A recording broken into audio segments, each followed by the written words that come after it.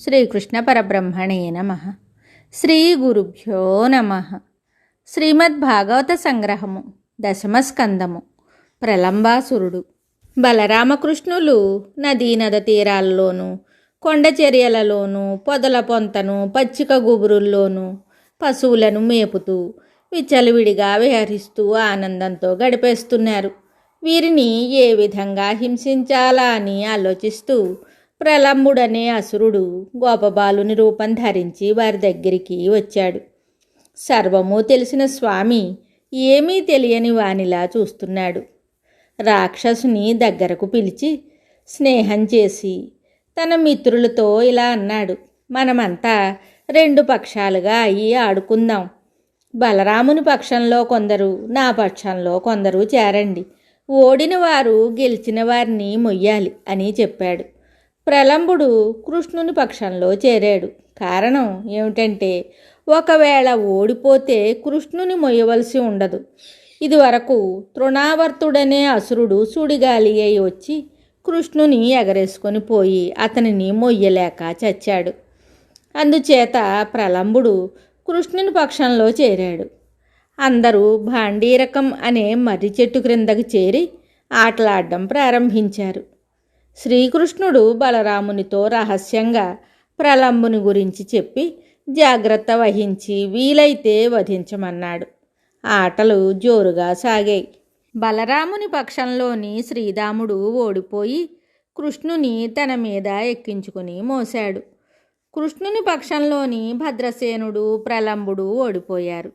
భద్రసేనుడు ఎదురుపక్షంలోని వృషభుని ఎక్కించుకుంటాడు. ప్రలంబుడు బలరాముని ఎక్కించుకుంటాడు.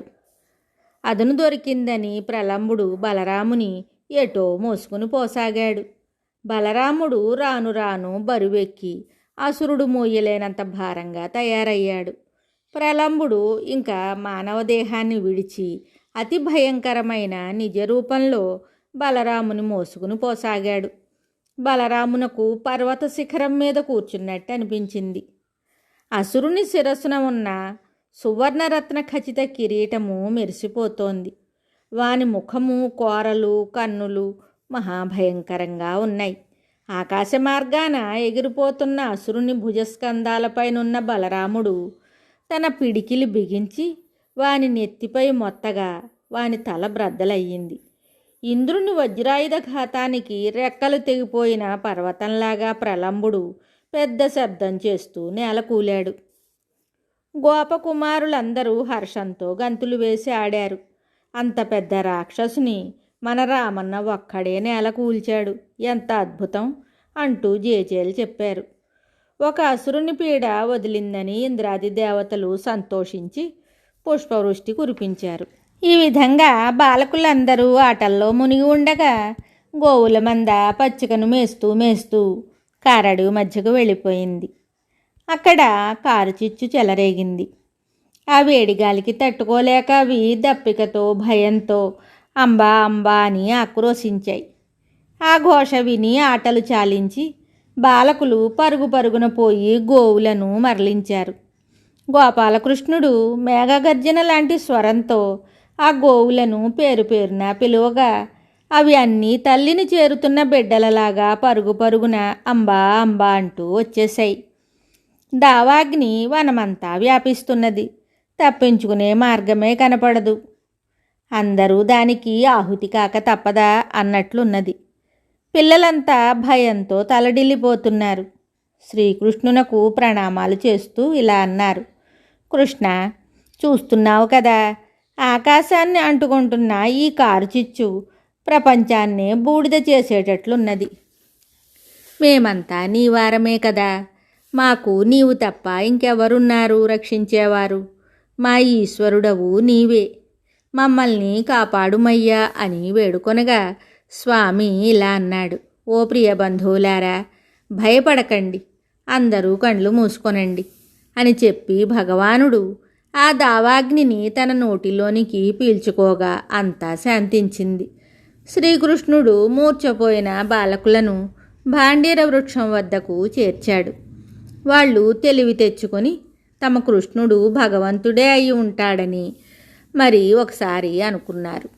శ్రీకృష్ణుడు బలరామునితో కూడి వేణు ఊదుతూ గ్రామంలో ప్రవేశించాడు. బాలకృష్ణుడు తమ వద్ద లేని సమయము గోపికలకు ఒక నిమిషము శతయుగాలుగా అనిపించేది. మురళీనాదం వినగానే అందరూ బయటకు వచ్చి ఎదురుగా వెళ్ళి అతనిని సందర్శించగానే వారికి పరమానందం కలుగుతూ ఉండేది. గోపబాలురు తమ ఇండ్లకు వెళ్ళి పెద్దలకు బలరాముడు ప్రలంబాసురుని వధించటం, కృష్ణుడు తమనందరినీ దావాగ్ని జ్వాలల నుండి రక్షించటం మొదలైన అద్భుత చర్యలను వర్ణించి చెప్పారు. బలరామకృష్ణులు ఏదో దైవకార్యం నిర్వహించటానికి వచ్చిన దేవతలై ఉంటారని గ్రామస్తులు భావించారు. బలరామకృష్ణులు బృందావనమంతా తమదే అన్నట్లు గోపకుమారులతో కూడి విహరించేవారు. కాలము కూడా వారి వశములో ఉన్నట్లుండేది. మండు వేసవిలో సూర్యుడు బృందావనంలో తన ప్రతాపాన్ని చూపేవాడు కాడు. అక్కడ నిత్య వసంతంలా ఉండేది. వృక్షాలు ఫలపుష్పాదులతో అందంగా ఉండేవి. నదులు సరస్సులు శుష్కించేవి కావు. పచ్చిక బయళ్ళు పచ్చగా ఉండేవి. ఇదంతా ఆ భగవానుని సాన్నిధ్య విలాసమే కదా. నామరూపరహిత పరమాత్మ మానవ రూపధారి అయి అవతరించి సామాన్యపు గొల్లపిల్లవానిలాగా పెరుగుతూ ఉన్న ఆయన యొక్క దివ్యమాయా ప్రభావం చేత ప్రకృతి మాత కూడా ఆ విధంగా సేవ చేసేది. వర్షాకాలంలో నదులు జలాశయాలు నిండినవి. వేసవిలో శుష్కించిన బీజాలు అంకురించాయి. భూమాత సర్వాంగ సుందరిలాగా చూడముచ్చటగా ఉన్నది. జీవరాశులన్నీ తేరుకుని స్వస్థత చెందాయి. శరదృతువులో నీరు తేటబడింది. చంద్రకిరణాలు సోకి పైరులు నిండుగా పెరిగాయి. రాజులు విజయోత్సవాలు, రమణులు లక్ష్మీ పూజలు, జనులు జగజ్జనని ఉత్సవాలు జరుపుకుంటున్నారు. మన్మథుడు తన కార్యక్రమం చేపట్ట సంకల్పించాడు. ఇలాంటి ఆహ్లాదకరమైన శరదృతువులో శ్రీకృష్ణుడు హాయిగా పశువులను మేపుకుంటూ వేణువును ఊదుకుంటూ ఆనందించేవాడు. శ్రీకృష్ణుని వేణుగానము గాంధర్వగానము. సిగలో నెమలిపించము, మెడలో వైజయంతిమాల, చెవులలో పువ్వులు, చేతిలో మురళి. ఆ విశ్వమోహనాకారమును చూసి దేవతలు కూడా పరవశులయ్యేవారు. ఇంకా గోపకన్యల గురించి వేరే చెప్పాలా? వేణునాదం విని గోపికలు మైమరిచేవారు, సిగ్గు విడిచేవారు, దేహధ్యాసయే లేనివారయ్యేవారు. గుంపులుగా చేరి తమలో తాము ఆ జగన్మోహనాకారుని లీలా విశేషాలను ముచ్చటించుకునేవారు. వారి సంభాషణలు ఇలా ఉండేవి. విన్నావటే సుందరి, మురళీమోహనుని వేణుగానము. నీ మనస్సు చెలించలేదు. నేనైతే పరవశనైతిని సుమా. మన సంగతి అలా ఉంచు. విమానాల్లో భర్తలతో విహరిస్తున్న దివ్యాంగనలు కూడా ఆ మదన గోపాలుని మోహన మురళీనాదం విని వశము తప్పి పతుల చేతుల్లోకి వాలిపోతున్నారట అని ఒక ఆమె అంటే, ఇంకొక పడుచు ఇలా అంటున్నది. నన్ను అడిగితే ఈ కన్నులు చెవులు మనకు దేవుడు ఎందుకు ఇచ్చినట్లు? కన్నుల పండుగగా ఆ ముగ్ధమోహన రూపాన్ని తిలకించడానికి, వీణుల విందుగా అతని వేణుగానాన్ని వినటానికి అని. ఇంకో ఆమె ఏమంటున్నదంటే, అమరావతిని అమితంగా వర్ణించే కవులు మన బృందావనాన్ని చూస్తే మరి ఆ అమరావతి ప్రసక్తే ఎత్తరు కదా అని. ఇంకొక ఆమె ఇలా విలపిస్తున్నది. అయ్యో, నేను గత జన్మలో నోములు నోచినప్పుడు యమునా నదీ తీరాన వెదురు మొక్కగా పుట్టాలని ఎందుకు కోరుకొనలేదో మందభాగ్యను. ఆ వెదురు గొట్టం చూడు ఎంత పుణ్యం చేసుకున్నదో. ఎప్పుడు ఆ గోపాలకృష్ణుని అధరాలను అంటిపెట్టుకుని ఉంటున్నది అని. ఇంకొక ఆమె ఇలా చమత్కరిస్తున్నది. చెలియా, చూసావటే ఆ నీలమేఘశ్యాముడు అలాగ వెళుతుంటే అతని వెంట నృత్యం చేసుకుంటూ ఆ నెమళ్ళు ఎలా వెళుతున్నాయో. బహుశా వాటికి అతడే మేఘాల్లాగా కనబడుతున్నాడేమో అన్నది. ఇంకొక భామ ఇలా అంటున్నది. ఇంతేకాదు, ఇంతులారా, ఎలాంటి జ్ఞానము లేని అడవి మృగాలు కూడా గోవిందుని వేణునాదం వింటే సరి మేతలు మాని చెవులు నిక్కించి చేష్టలుడిగి నిల్చుండిపోతాయి కదా. లేగలు తల్లులు కుడిపే పాలు త్రాగడం మానేసి చిన్ని కృష్ణుని అందే ధ్యాస నిలిపి వింటాయి. నదీ జలాలు కూడా ఉరకలు వేసే ప్రవాహ వేగాన్ని తగ్గించి వేణునాదం విని వెళదాంలే అన్నట్లు మందగమనంతో వెళుతుంటాయి.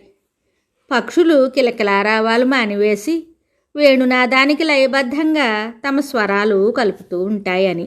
ఇంకొక ఆమె ఇలా అంటున్నది: అడవిలోని కోయకాంతలు నెమలి ఈకలు ఆకులు మొలకు చుట్టుకుని మధురమైన పండ్లను సుగంధ పుష్పాలను మాధవునకు అర్పించి పరవశించిపోతారట, మీకు తెలుసా అంటున్నది. ఇంకొక ఆమె అంటున్నది: మురళీగానం వింటూ మోడులు చిగిరించటం నీవు చూడలేదా అని.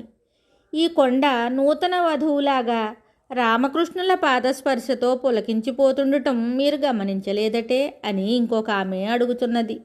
ఈ విధంగా మనోహరమైన ముచ్చట్లతో బాలకృష్ణుని యందు తమకున్న ప్రేమాతిశయాన్ని వెళ్ళబుచ్చుకుంటూ గొల్లపడుచులు మంద నుండి అతని రాకకై ఎదురు చూస్తూ ఉంటారు. మిగతా కథ తరువాయి భాగంలో తెలుసుకుందాము. శుభం.